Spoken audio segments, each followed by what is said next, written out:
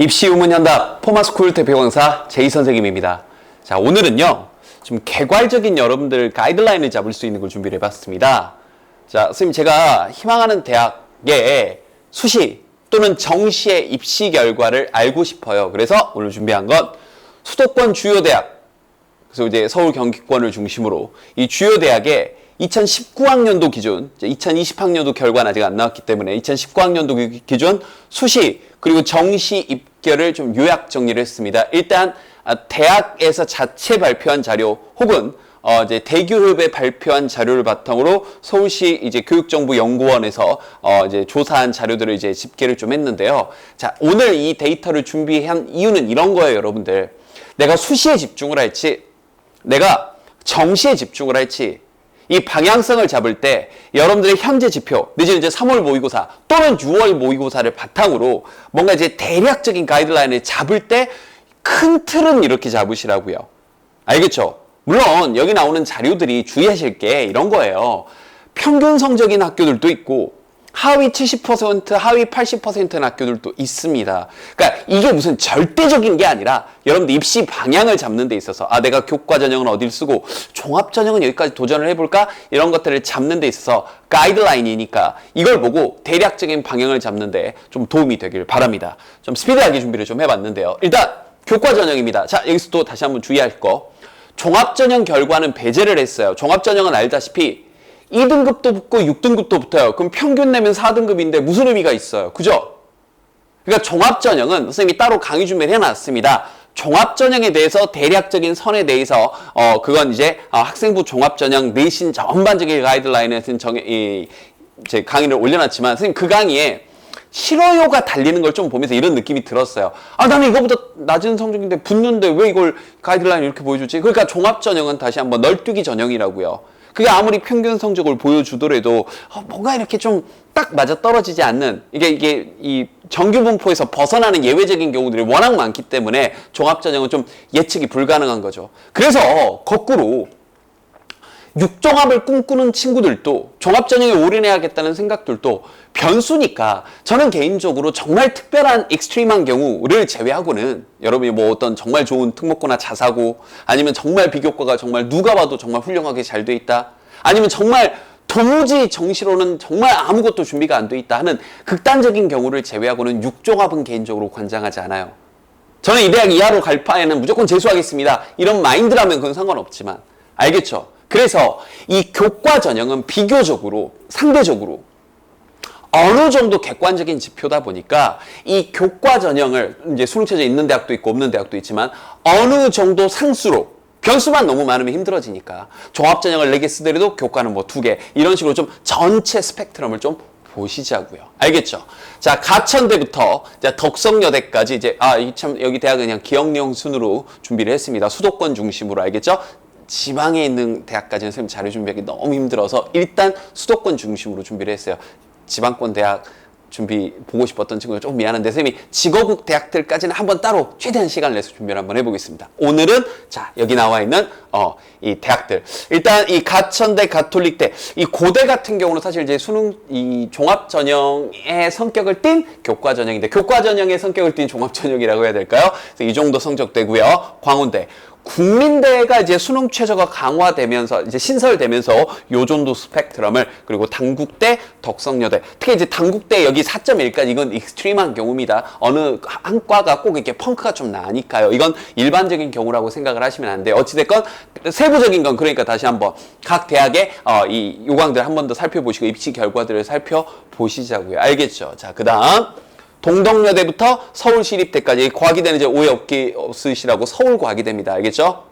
그 다음에 이게 서울시립대까지 전반적으로 쭉 살펴보시면 동덕여대 이 정도 보이죠? 그 다음에 여기 서울시립대 여기까지 특히 이제 여기서 하나 주의하실 게 서경대는 이 데이터가 대학 발표 데이터인데 적성 성적까지 합쳐서 발표를 해버렸더라고요. 그래서 적성 성적을 좀 분리시키면 교과 성적만 하면 요거보다는 좀 더 올라갑니다. 성적이. 알겠죠? 그래서 이건 서경대 홈페이지에서 한 번 더 확인하도록 하시고요. 알겠죠? 그래서 각 대학의 교과 전형 시립대까지. 그 다음 서울여대부터 이화여대까지. 사실 이화여대는 구체적인 데이터를 잘 발표 안 하기로 유명한 대학인데, 그래서 이렇게 발표했더라고요. 인문 평균, 이제 학교장 추천으로 학생을 선발하는데, 인문 평균 1.3, 자연 평균 1.4. 그러니까 사실 여기는 면접으로 좀 당락이 좀 갈리는 학교입니다. 어찌됐건 여러분들이 가이드라인을 잡는 데 있어서 요 정도 스펙트럼이구나. 근데 세종도 여기 끝에 4.1 붙어 있는 건 다시 한번 아주 예외적인 경우입니다. 알겠지? 평균적인, 그러니까 이게 대학 발표 자료다 보니까 선생님이 일단 넣었는데,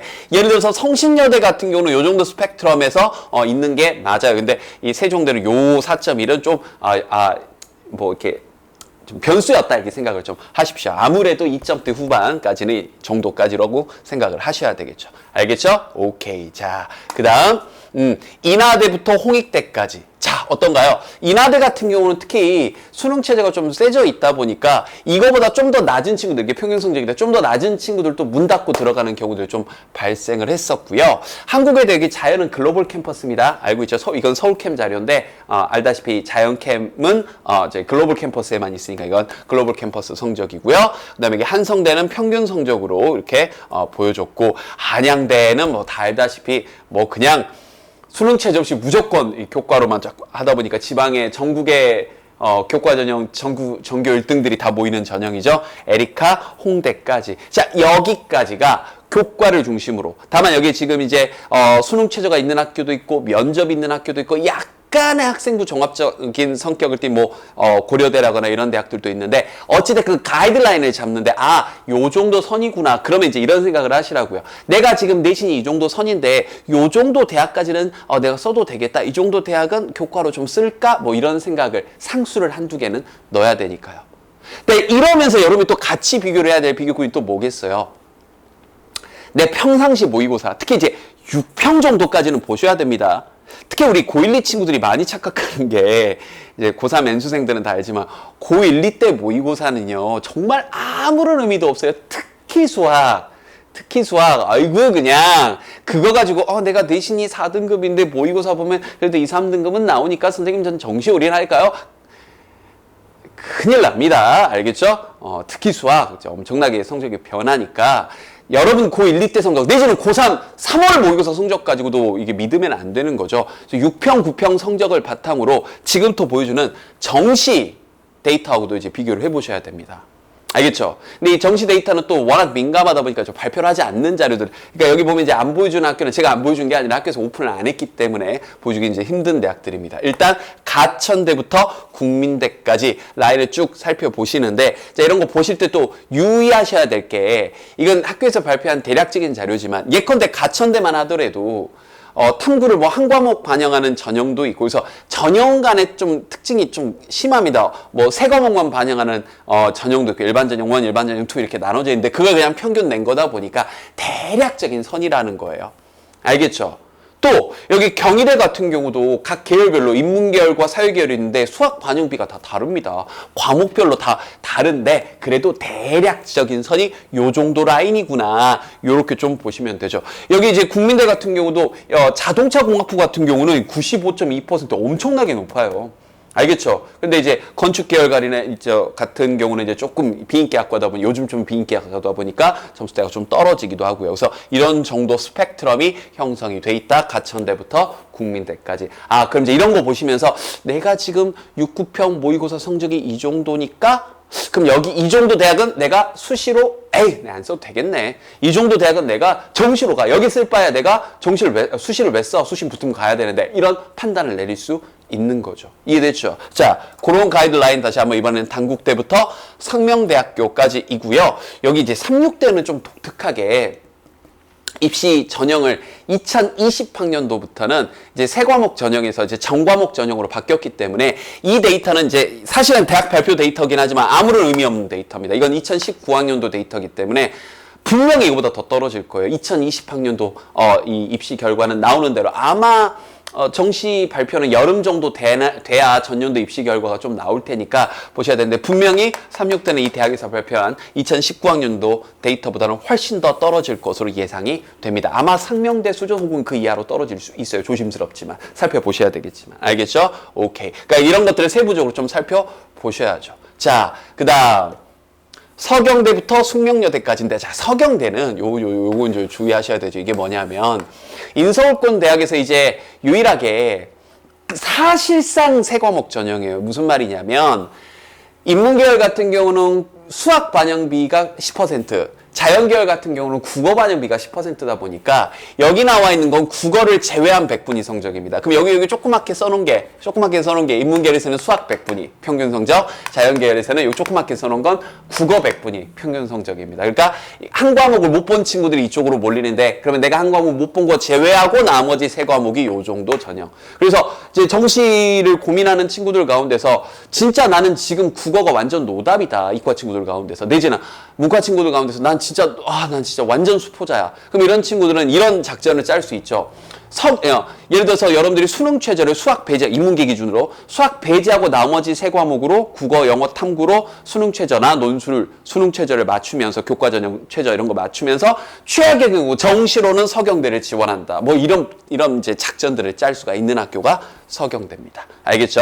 그다음 서울과기대, 서울여대, 성신여대, 세종대, 숙명여대까지. 특히 이제 세종대는 또 자연계열에서 국어 반영비가 15% 정도니까 주요 15개 대학 중에서 국어 반영비가 또 제일 낮은 학교예요. 그러면 이걸 전체 평균 성적인데 국어는 이거보다 더 낮을 거고 나머지 수영탐 성적은 이거보다 좀 더 올라가겠죠. 요런 것들이요. 알겠죠? 오케이. 자, 그다음 숭실대부터 한양대, 에리카까지 자, 쭉 데이터들이 나와 있고, 이 중에서 이제 한성대는 등급으로 대학도 발표를 했습니다. 또 한성대는 과가 이제 크게 뽑다 보니까 좀 이제 애매하게 좀 이렇게 나와 있는데, 어쨌든 한성대를 제외한 나머지는 100분위 성적 요 정도 선에서 됐죠?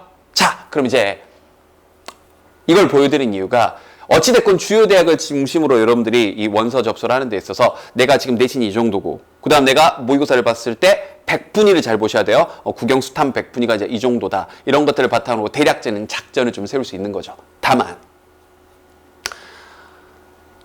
선생님이 지금까지 보여드린 자료가 2019학년도 대학 이 발표 자료입니다. 2020 자료는 아직 나오지도 않았고, 이제 이 강의를 보는 친구들이 대부분 2021 혹은 2022 대입을 준비하는 친구들일 텐데, 그때 2020과 2021 요때부터는 10만 명 정도 정시 수능 응시 인원이 떨어지기 때문에 분명히 제가 지금 보여드렸던 자료보다 대학 이 평균 성적이 떨어질 수밖에 없습니다. 100분위 성적이. 평균적으로 대충 데이터를 내보면요, 평균적으로 대략 100분위가 2%에서 심하면 4%까지 구조적으로 빠질 수밖에 없다라고 예측하는 입시기관들도 있어요. 물론 뚜껑을 좀 더 열어봐야 되겠지만, 그게 이미 2020학년도 정시부터 분명히 영향을 미칠 겁니다. 100분위 성적이 이전, 그러니까 제가 지금 방금 보여드렸던 데이터를 믿을 수 없게끔, 그러니까 대략적인 가이드라인이라고 말씀드린 거예요. 그럼 방금 보여드렸던 가이드라인에서 어느 정도 빼야 되냐면, 그러니까 2%에서 심하면 4%까지 빼야 될 수도 있습니다. 알겠죠? 거기에다가 이제 정부 정책 기조와 더해져서 이 주요 15개 대학의 그런 이 정시 인원이 2020과 2021년 사이에 충분히 좀 더 늘어나고 있어요. 그러니까 정시에 대한 학생 수가 줄어들면서 자연스럽게 100분위 성적이 조금 더 낮은 친구들도 붙게 될 거고, 그 와중에 그렇죠, 정시에 대한 이렇게 인원까지 좀 더 늘어나는 겁니다. 알겠죠? 자, 그런데 마지막으로 해줄 얘기입니다. 그걸 보면, 자, 좋아요. 이 꿈을 갖는 건 참 좋은 일입니다. 그러니까 이걸 보고 나면 이제 내신이 안 좋은 친구들은 당연히 정시 내가 지금 내신 애매하게 2, 3등급, 3, 4등급인데 나 지금 난 뭐 스카이는 아니더라도 내가 서성한 중경외시는 가야지, 건동홍은 가야지, 국승세단은 가야지, 혹은 내가 인서울은 해야지, 이런 생각을 할 수 있겠죠. 근데 괴로운 현실에 직면을 해야 돼요. 여러분 지금 얼마나 엉망진창인지, 내가 아무리 이제 100분위가 좀 늘어나고 정시 인원이 늘어나서 과문이 좀 넓어졌다고 하지만, 그럼 다른 친구들은 다 똑같은 거죠. 그러니까 꿈을 갖지 말라는 게 아니라, 야, 네 성적이 무슨 인서울, 야, 네 성적이 무슨 중경외시, 이런 게 아니라, 지금 정말 내신은 낮고 그래서 도전할 건 정시밖에 없는 친구들은 정시에 도전해야죠. 다만 현실은 직시를 해야 된다고요. 그래야 정말 처절하게, 뭐 그냥 공부하면 성적 오를 것 같아요? 정말 잘 안 오른다고 제가 여러 입시 강의에서 얘기를 하고 있잖아요. 정말 처절하게 꿈에 도전할 수 있는 겁니다. 말이 좋아 꿈인 거지 정말 처절해요. 정말 피나는 노력을 해야 성적은 오르는 겁니다. 그래서 이걸 보고 수시의 방향을 잡은 친구들, 혹은 이걸 보고 정시의 방향을 잡은 친구들 좋습니다. 다만 정말 여러분의 꿈은 치열하고 처절하다는 거, 뭐 이렇게 그래서 아름답고 따뜻하고 이상적이지 않다는 거 늘 명심하시면서 괴로운 현실을 직시하시며 여러분의 꿈을 처절하게 이루어 나가길 바랍니다.